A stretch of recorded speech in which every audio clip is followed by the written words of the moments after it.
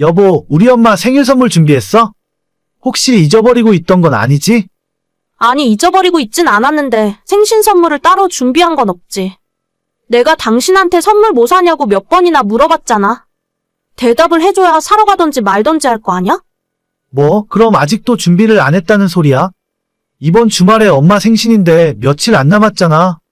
그러니까 빨리 선물 어떤 걸 할지 결정하라고. 우리 엄마도 아닌데 어머님이 어떤 걸 좋아하는지 내가 어떻게 알아? 나도 모르지. 같은 여자들끼리니까 뭔가 통하는 게 있을 거 아냐? 화장품이나 옷이나 뭐라도 좋으니까 아무거나 사와. 그건 진짜 당신이 여자를 몰라서 하는 소리야. 백화점에서 파는 고급 화장품이라고 해서 아무거나 막 쓰는 줄 알아? 다 자기 피부에 맞는 제품이 있는 법이라고. 그리고 어머님 사이즈도 모르고 취향도 전혀 모르는데 옷을 어떻게 사냐? 그런 걸 하나하나 신경 써야 돼? 그냥 대충 아무거나 알아서 사라니까? 그 아무거나가 뭔데? 나는 모르겠으니까 그냥 용돈으로 드리던가 상품권으로 해. 당신은 어떻게 자기 엄마가 뭘 좋아하는지도 모르냐? 상품권? 상품권은 좀 성의 없어 보이지 않아? 당신이 대충 뭐라도 사는 게 나을 것 같은데? 그러니까 그게 뭐냐고.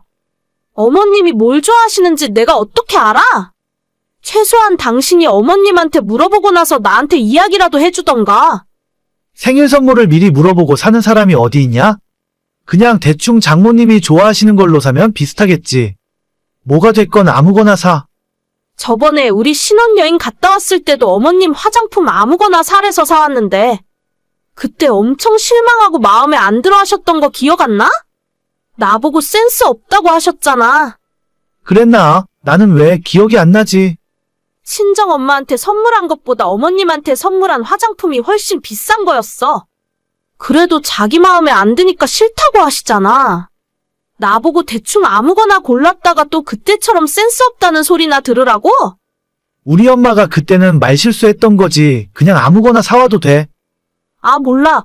오늘까지 당신이 정해서 알려주지 않으면 나 그냥 백화점에서 상품권 사서 드릴 거야. 어머님한테 뭐 갖고 싶은지 여쭤보던가 알아서 해. 작년 봄에 결혼한 새댁입니다.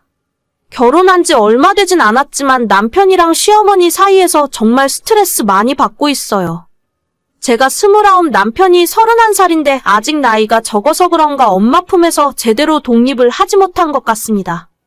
항상 뭐만 하면 엄마 거리고 그렇다고 해서 본인이 알아서 할 수 있는 건 거의 없습니다. 항상 자긴 할 줄 모른다면서 저한테 다 해달라고 해요. 이번에 결혼하고 처음 맞는 시어머니 생신이었는데 선물도 남편이 못 정하고 사는 것도 저한테 다 맡기더라고요. 저희 엄마 생신인 건지 시어머니 생신인 건지. 어머님 취향도 까다로워서 아무거나 대충 샀다가는 안목이 그게 뭐냐고 핀잔을 들을 게 뻔한 일이었습니다. 결국 남편이 아무 말을 해주지 않아서 백화점 직원 추천을 받아 적당한 선물을 구입했어요. 결혼 전에는 이런 일이 없었는데 괜히 스트레스를 받더라고요. 그래도 주말에 시댁 넘어가서 밥 한 끼 먹고 선물이나 주고 오면 되니까 그냥 참고 넘어가자 생각하고 있었는데 남편이 선 넘는 소리를 하는 겁니다. 여보, 토요일에 엄마 아빠가 우리 집으로 오시겠대. 밖에 나가지 말고 집에서 대충 먹자고 하니까 당신이 준비 좀 해봐. 뭐? 토요일? 토요일이면 내일이잖아.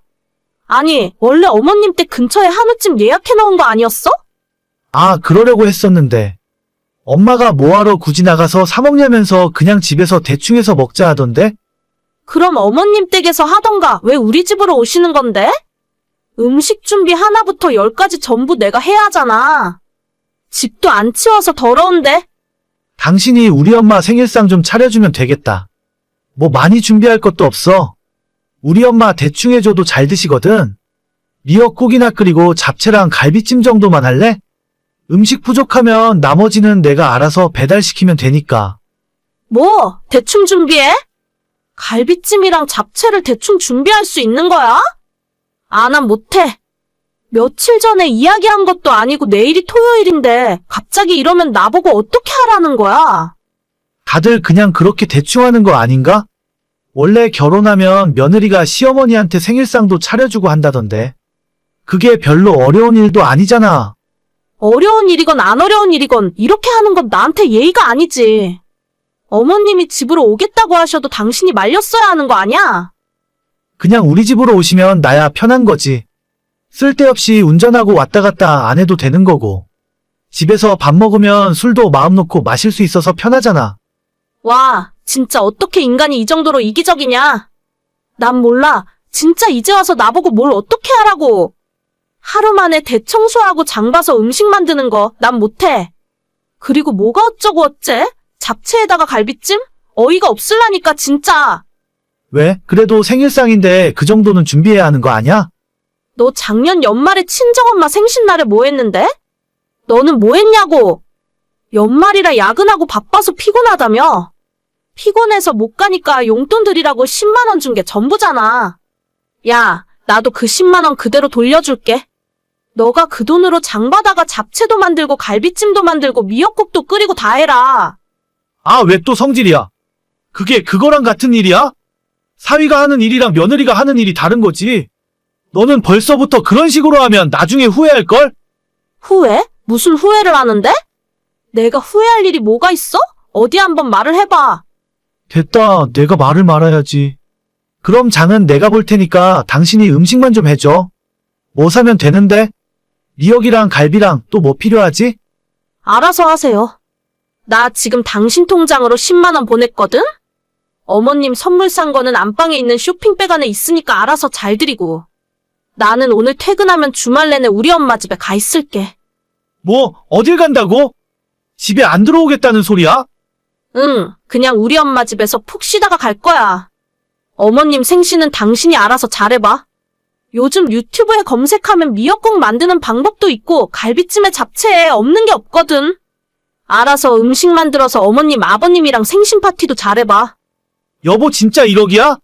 우리 엄마가 얼마나 실망을 많이 하시겠어? 아들 장가 보내고 며느리가 해주는 생신상 받아보고 싶으셨을 텐데.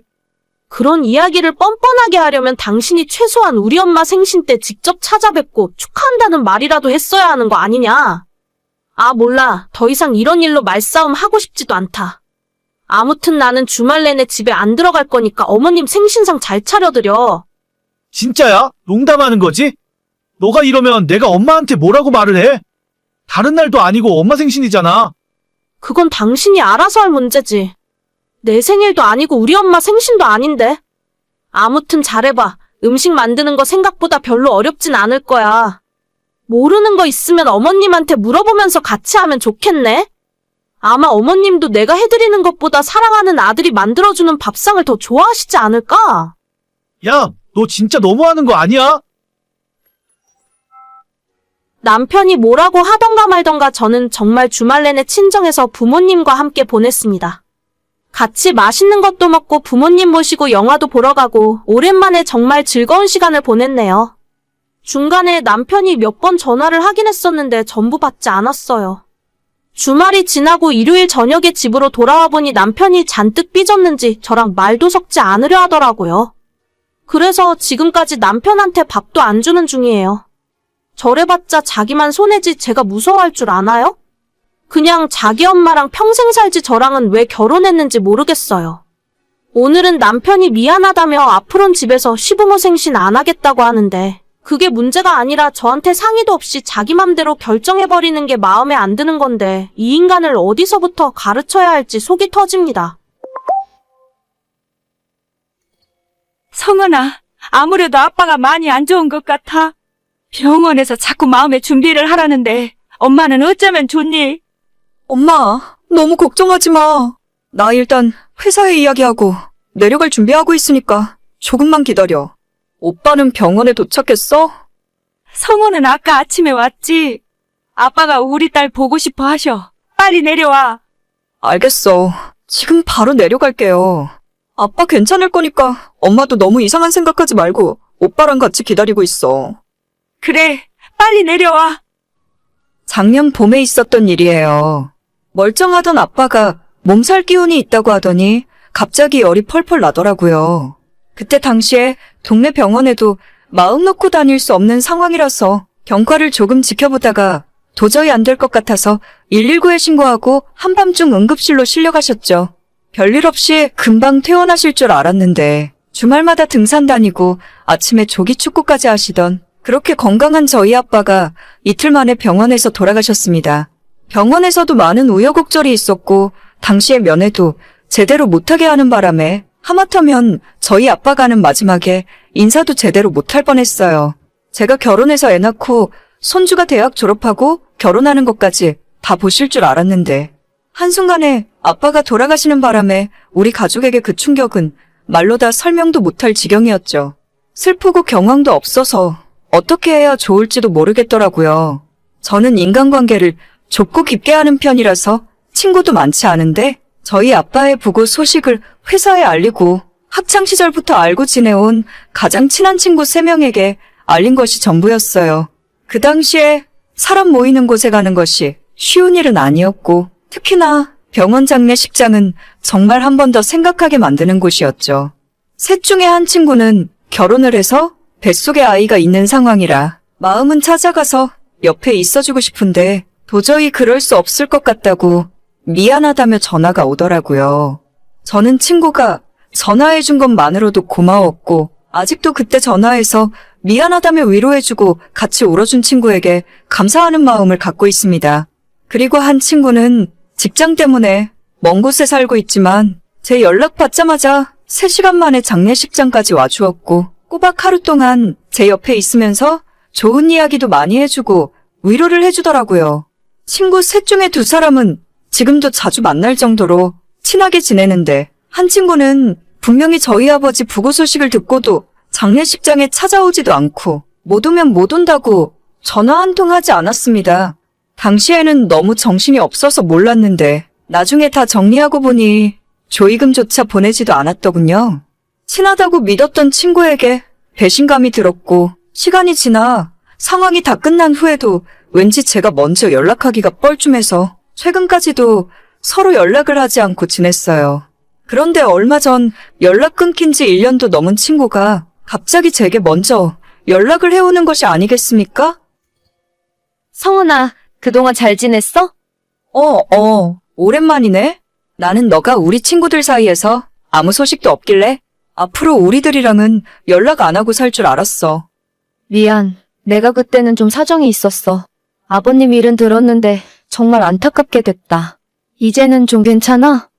예전에는 좀 힘들었는데 이제는 괜찮아졌어. 우리 엄마도 요즘 자주 웃기도 하시고 언제까지 슬퍼하고 있을 수만은 없으니까. 그래, 너희 아버님도 웃으면서 예전처럼 지내길 바라실 거야. 진짜 내가 그때 못 찾아뵈었던 건 너무 죄송하네. 나도 어쩔 수 없는 사정이 있어서 그랬어. 그래, 그 사정이 뭔지는 모르겠지만 한때는 너한테 서운한 마음도 많았는데 이제는 그냥 이해하려고. 너도 뭔가 말할 수 없는 비밀이 있었겠지. 안 그래도 나도 지난 1년 동안 너무 힘들고 마음이 아팠어. 진작에 너한테 연락해서 사정 설명하고 용서를 구했어야 하는데 나도 너무 정신이 없게 살다 보니까 많이 늦은 것 같아. 미안해. 아니야, 난 이제라도 너가 이렇게 연락을 해줘서 정말 고마워. 하마터면 끝까지 오해하면서 살 뻔했는데. 성은아, 그래서 하는 말인데 저는 여기까지만 해도 과거에 무슨 일이 있었던 간에 친구를 용서하고 이해하려고 했어요. 뭔가 나에게 말할 수 없는 집안 사정이 있었겠지. 정말 집안에 말할 수 없는 큰 문제가 생겨서 그거 해결하느라고 지금까지 연락도 못하고 지냈을 수도 있었겠다라고 생각하고 그냥 넘어가려고 했습니다. 저는 친구에게 그 사정에 대해 듣지 못하더라도 굳이 제가 먼저 물어볼 생각도 없었어요. 집집마다 남들에게 말하기 힘든 일들이 한두 가지씩은 있는 거니까 게다가 어차피 일어난 일인데 이제 와서 구구절절한 사정 이야기를 들어봤자 뭐 하겠어요? 제가 가장 힘들 때 저의 연락도 무시하고 찾아오지도 않았지만 이제 와서 그게 뭐가 중요한 일이겠습니까? 다시 시간을 그때로 돌릴 수도 없는 일이고 내가 힘든 일이 있었던 만큼 제 친구에게도 그만한 힘든 시간이 있었겠지라고 생각했어요. 하지만 그 뒤에 이어지는 친구의 말에 저는 충격을 받았고 경악을 금치 못했습니다. 성은아, 그래서 하는 말인데 내가 지금부터 하는 이야기 오해하지 말고 들어줬으면 좋겠어. 너랑 나 사이에 오해할 게 뭐가 있어? 난 괜찮으니까 편하게 이야기해봐. 그래, 착한 너라면 다 이해해줄 거라 생각했어. 나 사실 9월에 결혼해. 작년 너희 아빠 부고 소식을 들었을 때 며칠 뒤에 상견례가 있었거든. 우리 친정에서도 그러고 남자친구도 상견례 전인데 상갓집 가지 말라고 해서. 원래는 올봄에 결혼하려고 했는데 워낙 상황이 안 좋아서 9월로 미룬 거야. 너랑 우리 친구들 모두 내 결혼식에 와서 축하해 줄 거지? 뭐라고? 상견례 때문에 그랬었다고? 내가 아는 그 상견례가 맞아? 차라리 집에 아픈 사람이 있어서 못 왔다고 하거나 그냥 아예 말이라도 안 했으면 이해하고 넘어가려고 했는데 본인 상견례 한다고 조문은커녕 전화 한 통화 없이 1년을 잠수 타더니 이제 와서 결혼하니까 와서 축하해주고 축의금 내놓으라고 연락을 할 수가 있습니까? 이게 사람이 생각할 수 있는 염치가 맞는지 모르겠더라고요. 저한테 사과를 하고 용서를 빌고 싶어서 연락한 것이 아니라 자기 결혼하니까 청첩장 주려고 1년 만에 연락한 거라고 밖에는 생각이 들지 않습니다. 너무 어이가 없어서 이 친구가 이야기하는 상견례가 내가 아는 그 상견례가 맞는 건지 한참을 생각했어요. 100번 1000번 양보해서 저희가 알고 지낸 지 벌써 15년이 넘습니다. 상견례를 하면 양가 집안 어른들이 다 모이실 텐데 당연히 요즘 같은 시기에 사람 많이 모이는 상갓집에 오는 것이 부담될 수도 있어요. 제가 오지 않은 것 때문에 서운하다면 아이를 임신하고 있었던 제 친구에게도 똑같이 서운한 마음이 들었겠죠. 하지만 적어도 조의금을 보내거나 꼭 돈이 아니더라도 진심 어린 전화 한 통화 정도는 할 수 있지 않았을까요?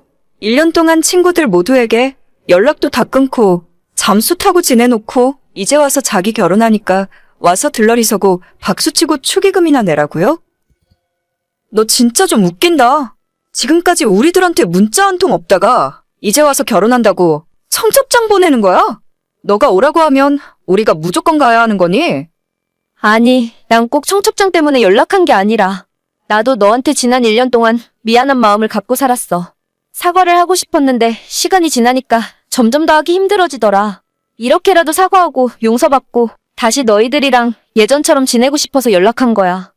너가 그렇게 말을 하기에는 너무 타이밍이 좋지 않은 것 같은데 차라리 이럴 거면 네 결혼식 다 끝나고 연락하지 그랬니?